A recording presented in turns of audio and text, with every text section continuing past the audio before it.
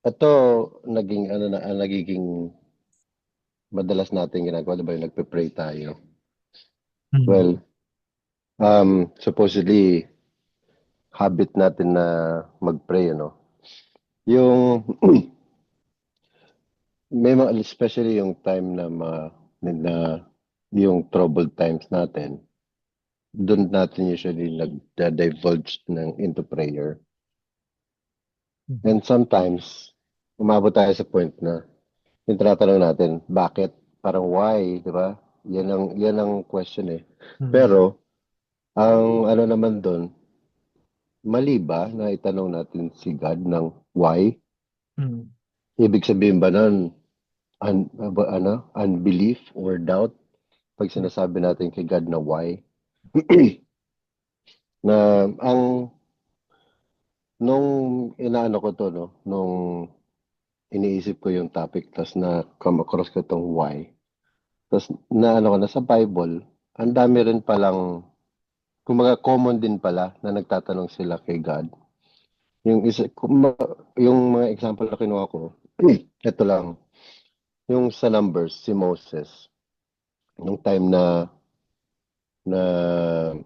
nag reklamo na yung mga Israelites na wala silang pagkain, yung binigyan ng mana, yung gano'n.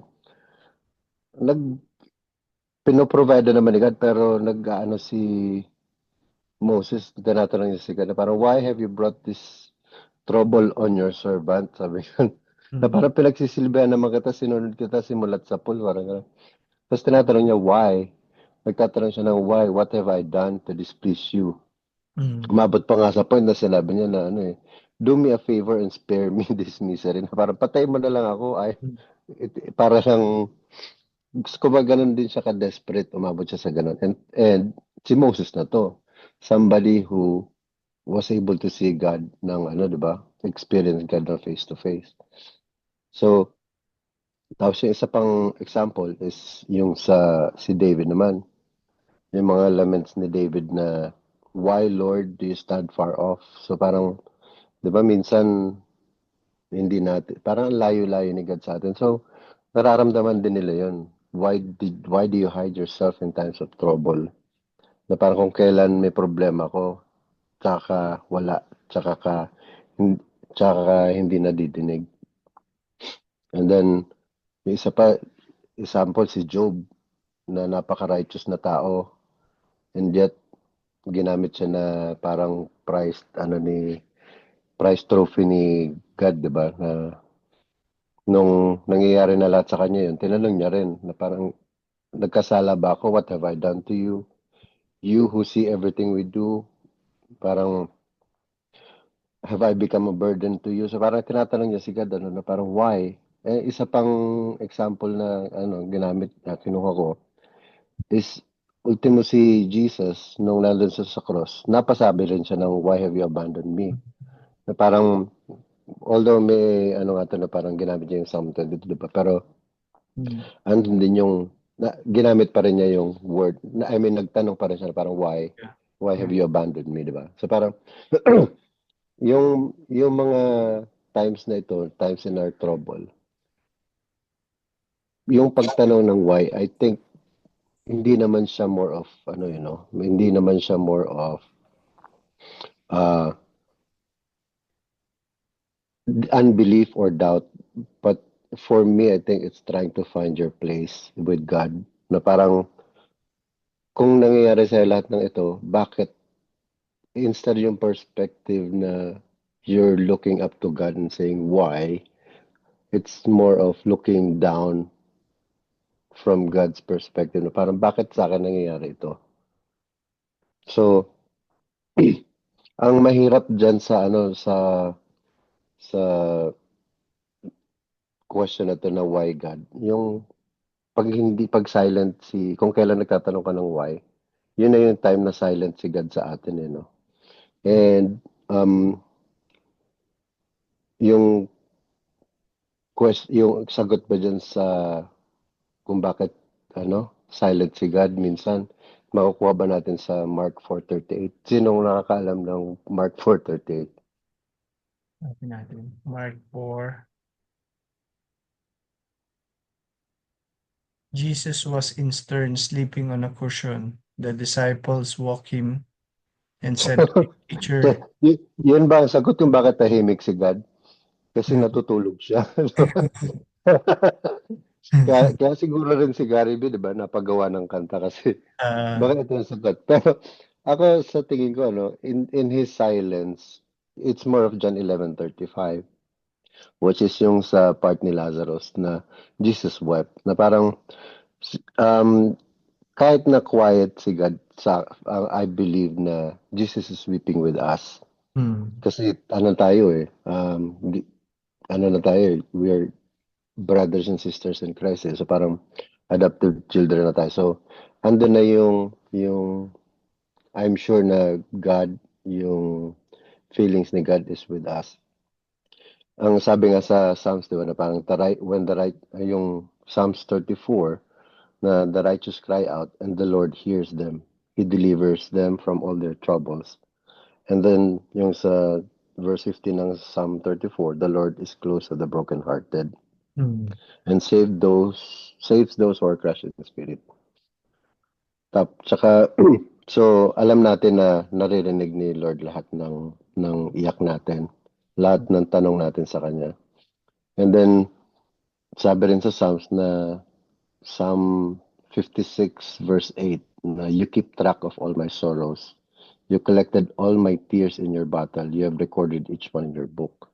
So, lahat ng dalamhati natin, alam ni God, at kinikip niya yun. So, hindi siya natutulog. Hindi siya nasa stern ng bangka at natutulog. Umiyak siya kasama natin.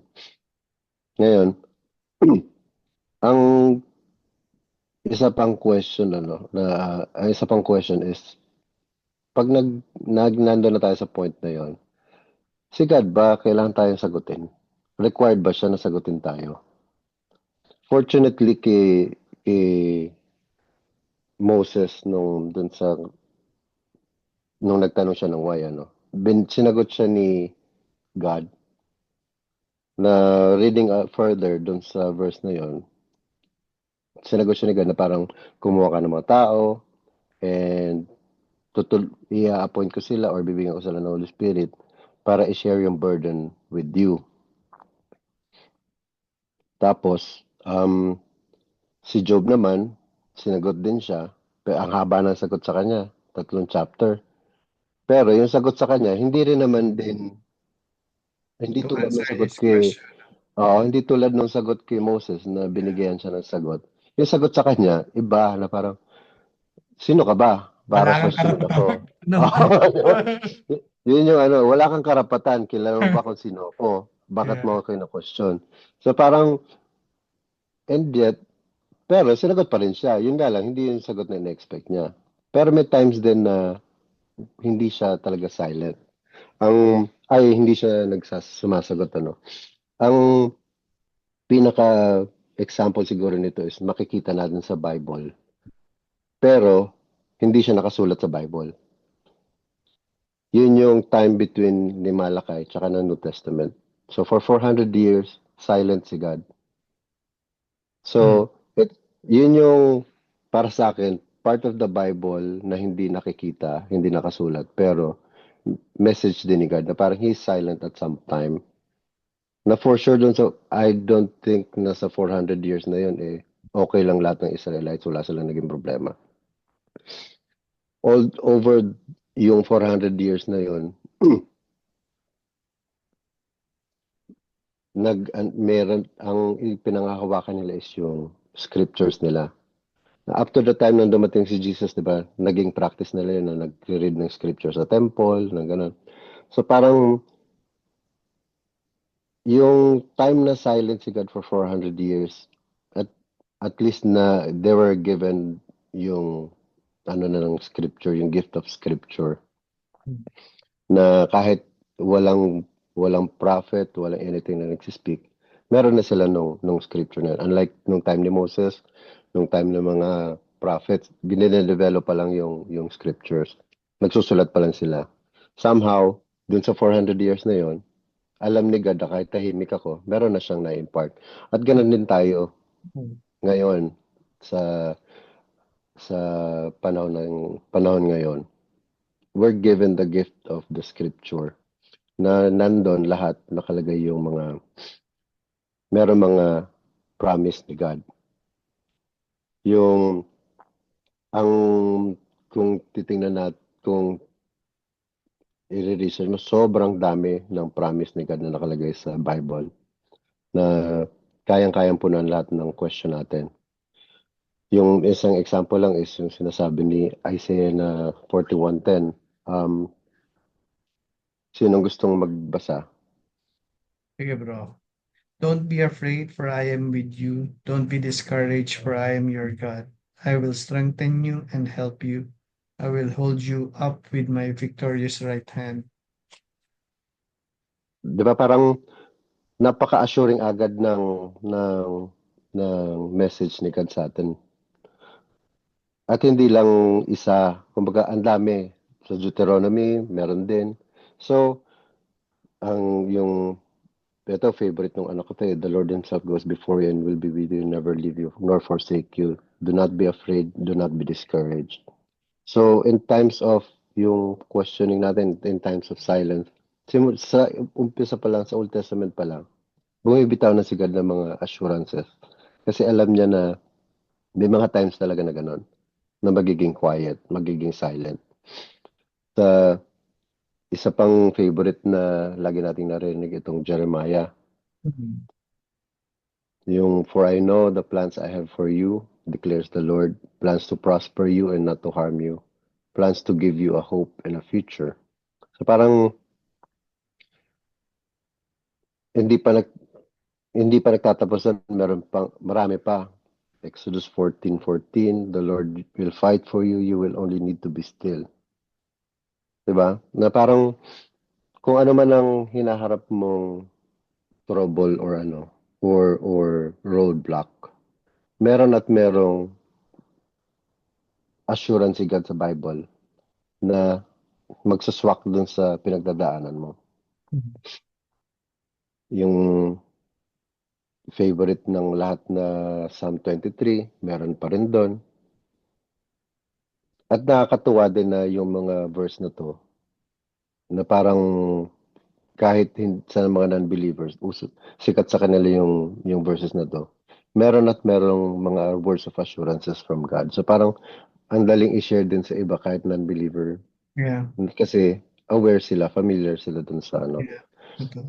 yung kahit until sa New Testament, sa Romans, andun pa rin assurance na Romans chapter 8 na, and we know that in all things, God works for the good of those who love Him, who have been called according to His purpose. And tayo yun eh. Kasama tayo dun sa chosen by God, called by God to fulfill His purpose. So, I guess extra edge yun sa atin at the back of our minds na pag sinabi natin na parang bakit parang walang magandang nangyayari sa buhay ko. Kasama, isipin natin na you have been chosen by God for a purpose. Mhm. And sabi sa Romans, God works for the good of all those who love Him, who have been called according to His purpose. Kasi pasok tayo doon. So Yeah. parang, ito, anim lang kinuha ko. Pero kayo, meron ba kayong iba pang gustong i-share na, ano niya, parang, kung ang tawag nila may fight song, meron ba kayong fight verse na pag may, pag may, meron kayong pinagdadaanan yung pinangahawakan nyo? Pwede ngayon or kung gusto niyo i-share ngayon, okay lang or kahit later na pag sa sharing. So, anyway, given all this, yung mga promises ni God sa atin sa Bible, ang next time na, ang isa pang, yung, at least when we come across yung question of why sa prayers natin, meron na tayo nung promises nila pangahawakan or to live by. Ang, I guess, ang next challenge natin is, instead of asking why, we can turn it into a what, yung question natin. So parang pag nandun na tayo sa parang wala nang pinatutungan, parang end of the, nasa edge ka na, parang instead of why, ang isang magandang question din is what. First things, ang unang natin is what can we do while we're waiting for God? Ang Itong inuna ko is yung wait, wait and wait. Kasi ang first instinct natin is to take things into our own hands, diba? Na parang ayaw gumalaw, sige, ako nang gagawa. Pero usually, when we do that, it leads to our own destruction. Mas mas nagli-lead yung taking things into our own hands into unbelief and doubt kay God over sa um, naghihintay ka kay God. Kasi we live by faith, so we have to wait. Ang sabi sa Proverbs nga, trust in the Lord with all your heart, di ba? And lean not on your own understanding. In all your ways submit to Him and He will make your path straight. Kasi ang word nga ni God, di ba? Ang sabi niya, my thoughts are not your thoughts, your ways are not my ways. So, um, kung hindi mo naiintindihan, yun lang yun eh. Magkaiba kayo ng perspective. Yung sabi niya sa Isaiah, as the heavens are higher than the earth, so my ways are higher than your ways. So, yun lang, parang we just need to wait and trust God in His plans. And alam ko may hirap maghintay. Ang hirap ng parang wala kang ginagawa. So ano pa ang pwede natin gawin aside from waiting is to keep on praying. Kasi when we keep on praying, sabi sa First Thessalonians, pray continually, give thanks in all circumstances. For this is God's will for you in Christ Jesus. So, when we pray, natututo tayo na kahit paano, kahit na nasa ganong, ano nga yung sa James na ano lang? Kalimutan ko yung kasama dito. Yung Bible verse sa James, Book of James. Anyway, Ano ba? yung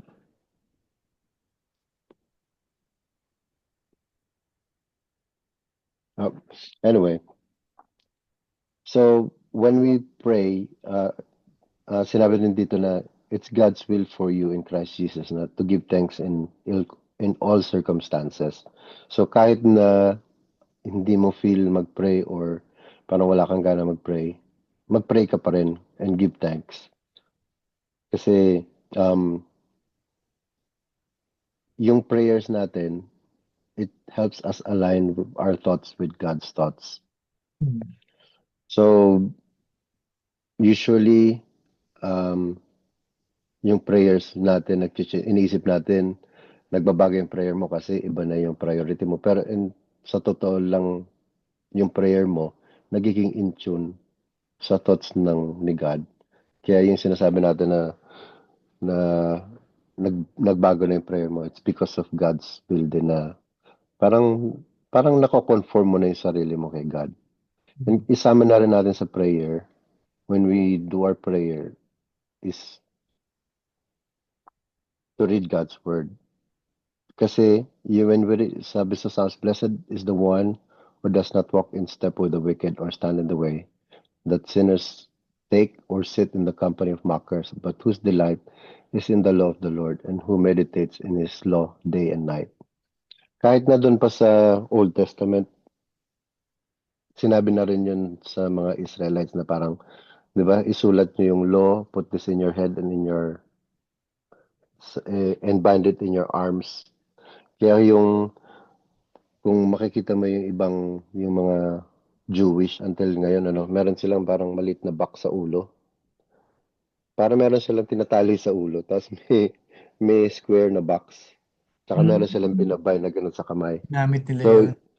yun yung yun yung sinasabi, kasi sinusunod nila yung sinabi ni Moses na bind it in your arms. Yeah. So, yun din yung command sa atin, parang meditate on His law day and night. Ito kasi, law pa rin sinasabi dito kasi yung Old Testament, di ba, it's still bound by the law.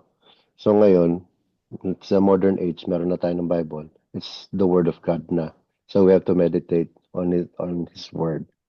And when Mm. we do this, ang continuation pa nga nitong Psalm chapter 1 ano yung sa dulo is, the person is like a tree, that person is like a tree planted by streams of water, which yields its fruit in season, and whose leaf does not wither. Whatever they do prospers. Hindi ko lang din sinama ito kasi ayoko magmukhang prosperity gospel yung ginagawa ko. Kasi parang sobrang positive yung sobrang sinabi nila na yung everything will be successful, will be prosperous. Pero yung main ano nito is yung whenever we do this, we're like a tree planted by streams of water na unending yung water supply ng puno pag ganon. So Yeah. same thing, when we do that, it deepens our trust with God. So whenever we read God's word, kasi nakaka parang pag nasanay ka ng ginagamit mo yung isang verse na paulit-ulit, parang nawawala yung sense. Parang nawawala yung depth ng meaning ng word. So parang the more, parang nung ginagawa ko ito, nung dun sa part nga nung questioning ng promises ni God, na parang napakadami ng promise ni God na pwede mong panghawakan compared sa kung ano lang yung nalalaman ko. So if you keep reading God's word, meron kang makakam across na mag-answer sa prayer mo kahit na ba hindi yun yung hinahanap mo. Madalas kasi hindi natin nakikita yung sagot kasi yung in-expect nating sagot iba sa in-expect niya. Kaya parang hindi natin yung tinitake, parang, nasagot yung prayer ko kasi sinagot pala ni Lord, parang gano'n. Kasi hindi natin masasabing sinasagot. Kasi iba yung hinihintay natin versus sa binibigay sa atin na sagot ni God. Parang Yeah. yung sagot ni God kay Job. Yeah. And ang isa pa is to remain faithful. Diba? Yung sa John chapter 15 verse 4, ano yung, kasi may gusto magbasa nito? Si Carl daw. Bro Carl. Ako talaga bro, gusto ko talaga. John 15:4. Remain in me, as I also remain in you. No branch can bear fruit by itself. It must remain in the vine. Neither can you bear fruit unless you remain in me. Pinili ko tong verse na to kasi sa pagbabasa natin ng Bible, di ba? Parang minsan we read God's word. Ang isang nakakatulong sa atin yung gagawa tayo na parang Bible reading plan na dapat by Friday tapos ko yung ganitong chapter. Pero minsan, hindi fruitful yung ganun kasi nagiging obligation na lang. And sometimes when it becomes an obligation, parang nawawala na sa madaling mawala sa sistema natin yung kailangan mong gawin kasi para kang napipilitan na lang. Yung itong sinasabi dito ni God na remain faithful. Gusto ko tong verse na to kasi ilang beses na sinabi yung word na remain. Yung kung mukhang wala siya sa presence mo ngayon, hinihingi niya sa atin na we remain in Him. Yung word na remain, ang ano ko dito na binabasa ko, yung remain na word is associated with time. Hindi natin pwedeng sabihin mag-remain kung walang association sa time yung word na remain. So, when God asks us to remain faithful with Him, merong isipin natin na meron niyang katumbas na time yung hinihingi sa atin na remain. So, hindi lang isang araw, it may take years, it may take months or weeks. Kasi yung word na remain, you cannot, kumbaga, ah, hindi mo, ah, hindi mo masasabing nag-remain ka kung walang time involved. So kasama 'yun sa ano ni God sa atin, na when we remain faithful, kasama yung waiting. So, hand in hand, when we wait, we have to abide in Him. And then, isa pang pwede natin gawin habang naghihintay is to be part of a church or be a part of the church. Yeah. Ang narinig ko nga yan na parang do not just go to church. Kasi yung yung whenever we feel like we're left out. Ako noon, kahit bago pa ako naging Christian, pag feeling ko kailangan ko ng sagot kay God, nagsisimba ako .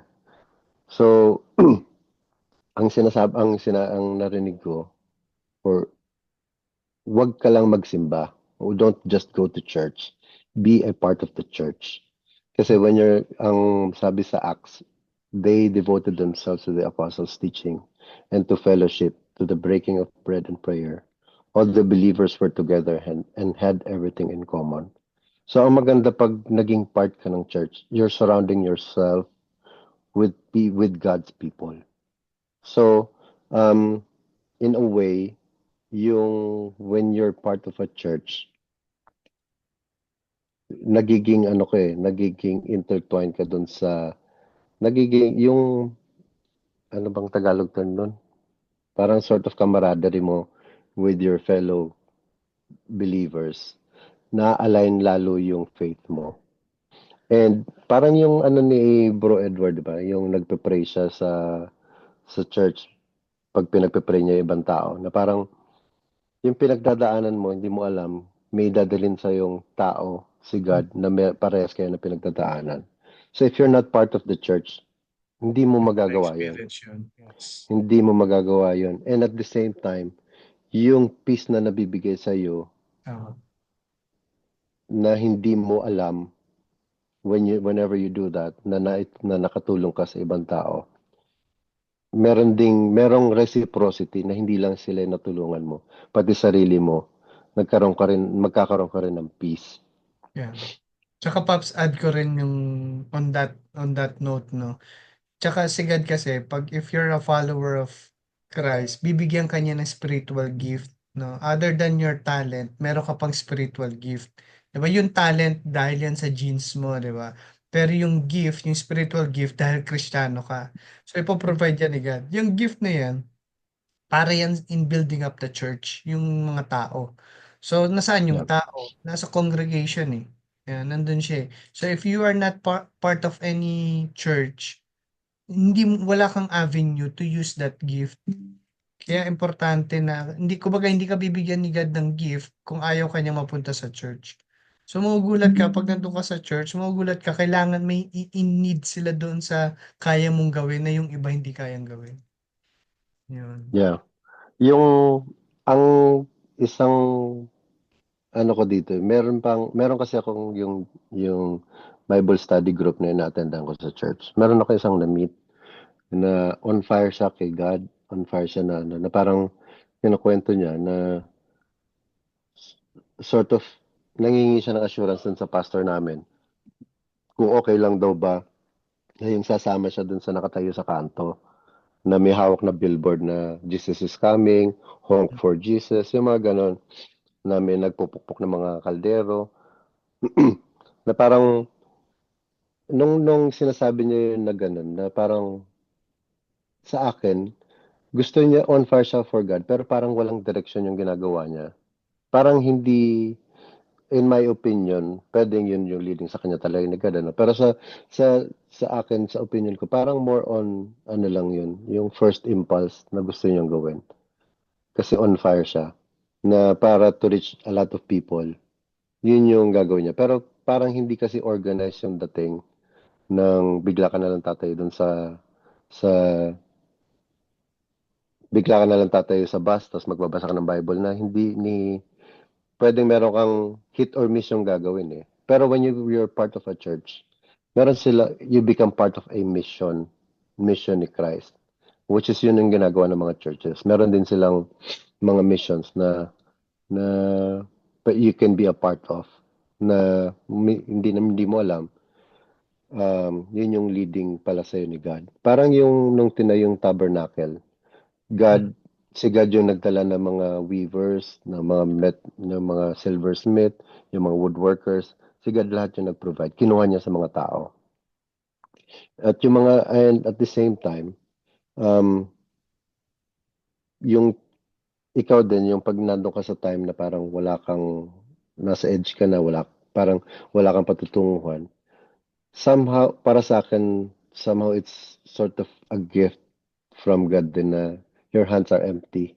Kasi kung empty yung kamay mo, it's a perfect time for God to use you. And He cannot do that on your own. Parang, if you're part of the church, of a church, mas madali kang gamitin ni God. Lalo na kung surrounded ka ng may objective yung church. Parang si Edward na perfect example nung hindi ko na-imagine na gagawin ni Edward yung ginagawa niya ngayon na nagsispeak sa maraming tao. O din eh. Nung time na nakilala ko si Edward, ang ine-expect ko sa panahon ngayon is yung may makikita akong building sa Manila, sabihin ko, ay, gawa ni Architect Saveron yan, no? Yun yung perspective namin nung araw eh. Na parang pag may nakita kang certain design, parang ganyan yung mga design ni Edward, di ba? Pero hindi yung, si Edward ba yung speaker ngayon? Oo. Ibang-iba. Ibang-iba.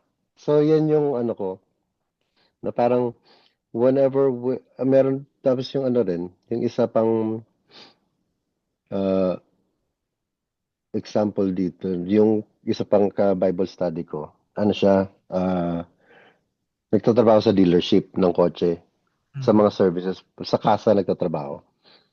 Ngayon, binigyan na siya ng opportunity na lumipat ng department. Mas magandang pay, mas magandang ano. Pero sa kanya, nanghingi siya ng leading kay God na parang gusto siyang i-keep kung nasaan department siya kasi yung mga kasamahan niya is non-believers up to the point na may mga atheist pa. So parang yung na ano niya na yung presence niya doon can be a light doon sa department nila to spread God's word. So kahit na binigyan na siya ng magandang opportunity, pinili pa rin niya na gamitin siya ni God doon sa kung nasaan siya out of his comfort zone. Na kahit na mas mahirap, mas konti bayad, mas mapagsisilbihan ko si God dito sa part na to. So, yun yung mga ano ka na parang in times when God is silent, in times when God is not moving, Yeah. meron tayong mga assure, and then we get to ask yung questions na why. Meron tayong Bible to help us and assure us na hindi talaga quiet and silent. Na God is working behind all of this. Yeah. Sa lahat ng gulo, mapa Pilipinas, mapa Amerika, politiko, or economy, God is working for the benefit of yung natin lahat, especially for us na followers niya, for His triumph, for His victory. So while waiting, ang I guess ang final word ko dito is let's turn our whys into whats. Kasi what is more of an action word. Instead of asking, let's do something. Yun Yeah. lang. Yun. Thank you, Pops.